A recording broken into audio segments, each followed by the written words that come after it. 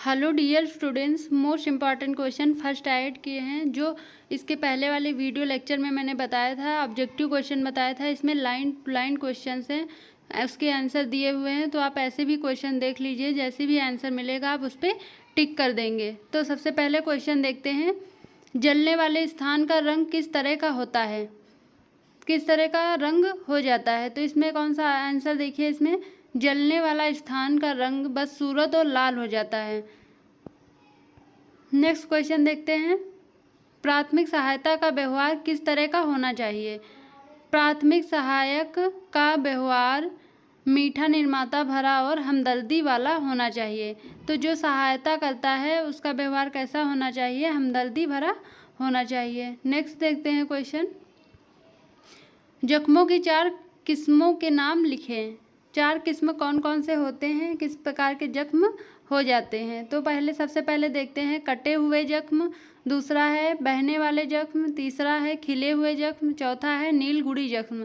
4 प्रकार के आपके जख्म होते हैं। नेक्स्ट देखते हैं, प्राथमिक सहायता का मुख्य उद्देश्य क्या है।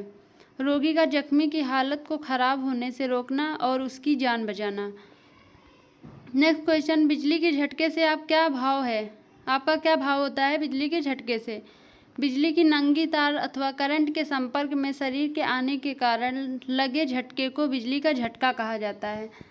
मैक्सिमम बहुत लोगों को झटके लग जाते हैं तो क्या होता है, बिजली के झटका बोलते हैं। तो आपको सभी को पता होता है बिजली का झटका क्या होता है, कैसे लगता है। तो नेक्स्ट क्वेश्चन देखते हैं, कौन सी कोशिकाएं शरीर के विभिन्न हिस्सों में रक्त पहुंचाती हैं। हमारी जो धमनियां होती हैं वो क्या करती हैं, हमारे पूरे बॉडी के कुछ हिस्सों में क्या करती हैं, रक्त पहुंचाने का काम करते हैं। नेक्स्ट देखते हैं, धमनियों में बहने वाला रक्त कौन से रंग का होता है।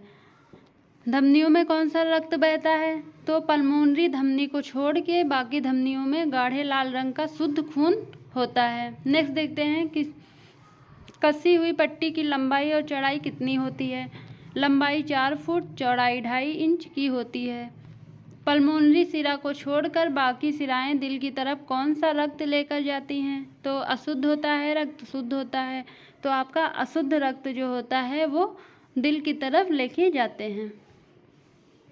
हमारे शरीर के 5 ज्ञानेंद्रियों के नाम लिखो। इस 5 ज्ञानेंद्रिय हैं जिसमें से आपके एग्जाम में पूछा जाएगा, 5 में से कोई भी आएगा तो आप उसमें टिक कर देंगे। आँख, नाक, कान, जीभ और चमड़ी। गर्दन के अगले हिस्से में कौन से अंग हैं। गर्दन है, उसके अगले हिस्से में कौन कौन से अंग होते हैं। श्वास नली होता है, श्वास यंत्र होता है, 2 होते हैं, स्वरयंत्र और श्वास नली। नेक्स्ट देखते हैं, धड़ में कौन कौन से अंग हैं। फेफड़े, आंतें, गुर्दा और पित्त। इतने सारे आपके धड़ में अंग पाए जाते हैं। इनमें से कोई भी ऑप्शन आएगा तब भी आप टिक कर देंगे। हमारे शरीर में रक्त का कितना भाग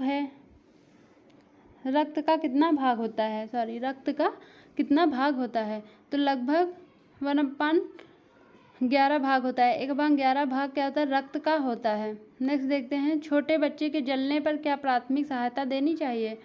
जब छोटा बच्चा बहुत जल जाए या सुलझ जाए तो उसको कपड़ों सहित खारे घोल के गर्म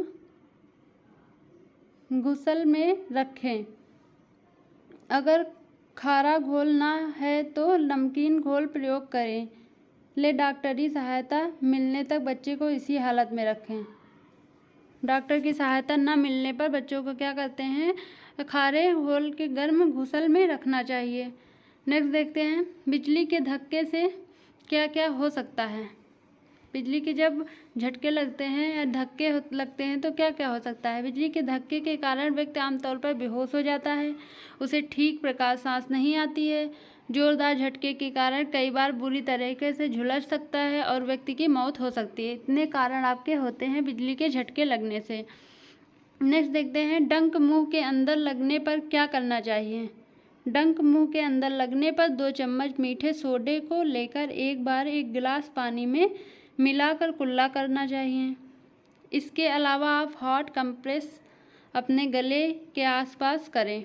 ये सारे आपके फर्स्ट एड होते हैं, ट्रीटमेंट्स होते हैं, प्राथमिक उपचार होते हैं। तो ये सारे क्वेश्चन आपके मोस्ट इम्पॉर्टेंट हैं जो आपके एग्जाम में पूछे जा सकते हैं। नेक्स्ट क्वेश्चन देखते हैं, अगर चेहरा जल जाए तो क्या करना चाहिए। अगर चेहरा जल जाए तो लिंट के टुकड़ों में एक से चेहरे की शक्ल की एक ड्रेसिंग काटें, इसमें सांस लेने के लिए एक छेद भी रख दें। इसके बाद इसको गुनगुने क्षार या गुनगुने नमक के घोल में ड्रेसिंग को गीला करके चेहरे पर रखें, इसको गीला ही रखें। ये तो इतने सारे आपको ट्रीटमेंट करने हैं, उपचार करने हैं जब आपके चेहरे पे क्या होता है, जल जाता है, चेहरा जल जाता है। नेक्स्ट देखते हैं क्वेश्चन। लू लगने से शरीर का तापमान कितने दर्जे तक पहुंच जाता है? 10 फ़ारेनहाइट। 10 फ़ारेनहाइट क्या होता है, तापमान पहुंच जाता है। नेक्स्ट देखिए, प्राथमिक सहायता एक अच्छे माहिर को ही क्यों नहीं चाहिए? हर व्यक्ति प्राथमिक सहायता देने का काम नहीं कर सकता, केवल वही इस काम के योग्य है। अनजान व्यक्ति द्वारा दी गई प्राथमिक सहायता लाभकारी होने की जगह हानिकारक सिद्ध हो सकती है, इसलिए प्राथमिक सहायता एक अच्छे जानकार को देनी चाहिए। तो नेक्स्ट क्वेश्चन देखते हैं।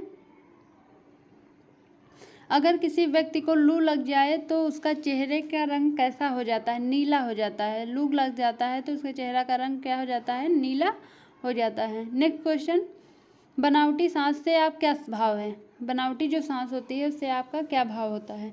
जब किसी व्यक्ति की प्राकृतिक सांस लेने की प्रक्रिया रुक जाए तो जिस विधि द्वारा उस सांस की फिर से चालू करने के प्रयत्न किए जाते हैं उसे बनावटी सांस कहते हैं। नेक्स्ट देखते हैं, मानव शरीर के 3 हिस्से कौन कौन से हैं?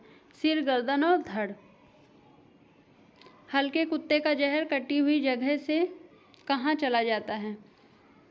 हल्के कुत्ते का जहर कटे हुए स्थान तंतु के जरिए केंद्रीय तंत्रिका प्रबंध में चला जाता है। इस प्रकार यह जहर दिमाग तक पहुंच जाता है। नेक्स्ट क्वेश्चन, प्राथमिक सहायता को डूबे हुए व्यक्ति के पेट से पानी कैसे निकालना चाहिए?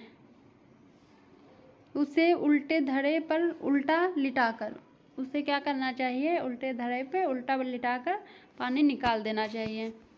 नेक्स्ट क्वेश्चन, प्राथमिक सहायता कब तक देते रहना चाहिए? डॉक्टर सहायता मिलने तक प्राथमिक सहायता देते रहें। जब तक डॉक्टर के संपर्क में नहीं आ जाते हैं तब तक आप उसका फर्स्ट ट्रीटमेंट्स करते रहना चाहिए।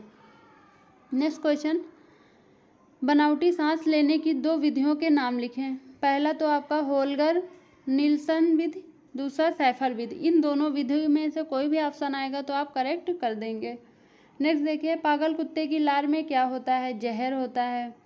नेक्स्ट देखिए, रोगी के बेहोश होने पर या सांस बंद हो जाने पर क्या करना चाहिए? रोगी की बनावटी सांस देनी चाहिए।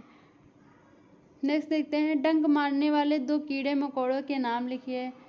भरिंड और शहद की मक्खियाँ, ये दोनों आपके क्या होते हैं? डंक मारने वाले कीड़े मकोड़े होते हैं। नेक्स्ट देखिए, किसी क्षार के जरिए शरीर का कोई हिस्सा जल जाने पर उसे किस चीज़ से धोना चाहिए? पतले तेजाबी घोल से धोना चाहिए। नेक्स्ट क्वेश्चन, जहरीले जानवर के द्वारा काटे जाने या डसे जाने पर शरीर में किस चीज़ के फैलने का डर रहता है? जहर का। आंसर आपका क्या हो जाएगा? जहर हो जाएगा। नेक्स्ट क्वेश्चन, डंक वाले स्थान पर किस चीज़ का प्रयोग करना चाहिए? डंक वाले स्थान पर स्प्रिट, लाल वेलाटाइल, हल्का अमोनिया, मीठे सोडे का घोल या कपड़े धोने वाले सोडे का प्रयोग करना चाहिए। नेक्स्ट क्वेश्चन देखते हैं, तेजाब से जले और कौन सी चीज़ से धोना चाहिए? तेजाब से जले अंग को खारे घोल या सादे पानी से धोना चाहिए। नेक्स्ट क्वेश्चन, जिस कुत्ते ने किसी व्यक्ति को काटा गया उसकी निगरानी कितने दिन तक करनी चाहिए? 10 दिन से लेकर 14 दिन तक। किसी व्यक्ति को अगर कुत्ते ने काट लिया है तो उसकी निगरानी 10 दिन से 14 दिन तक करना चाहिए। नेक्स्ट, अगर कोई बीमार हो जाए तो उसको किस तरह का दूध पीने के लिए देना चाहिए? गर्म दूध। प्राथमिक सहायता किस तरह का होना चाहिए? प्राथमिक सहायता समझदार, युक्ति, फुर्तीला, निर्माण, अथक, स्पष्ट, सेहतमंद, नर्म, सच्चा, हमदर्द, बड़े दिल वाला और प्राथमिक सहायता के ज्ञान से पूर्ण व्यक्ति होना चाहिए। ये सारे अगर आपके दिए हुए हैं तो आपको क्या हो जाएगा? फर्स्ट एड का वो ट्रीटमेंट्स कर सकता है। नेक्स्ट देखते हैं, डंक लगने वाला स्थान कैसा दिखाई देता है? डंक लगने वाला स्थान सूज जाता है और लाल दिखाई देता है। नेक्स्ट क्वेश्चन, डॉक्टर के आने से पहले रोगी किस जो भी सहायता की जाती है उसे क्या कहते हैं? प्राथमिक सहायता। इसके पहले मैंने वीडियो लेक्चर में आपको डिटेल में भी पढ़ाया है कि प्राथमिक उपचार क्या होता है। डॉक्टर के आ जाने से पहले या हॉस्पिटल ले जाने तक के जो भी आप पहला ट्रीटमेंट्स करते हैं वो हमारा क्या होता है, फर्स्ट एड होता है। तो वो सारा भी आप लोग लेक्चर देख लीजिएगा, मैंने पहले ही डाल रखा था। एम्स क्या होते हैं, फर्स्ट एड का महत्व क्या होता है, कितने टाइप्स के होते हैं, ये सारा मैंने वीडियो में बनाया था। और ये भी इम्पॉर्टेंट क्वेश्चन आप लोग देखते हुए चलिए, और आप अपने एग्जाम में जब जाएंगे तो ऐसे क्वेश्चन मिलेंगे तो उसमें आप आंसर टिक कर सकते हैं। Okay, thank you students.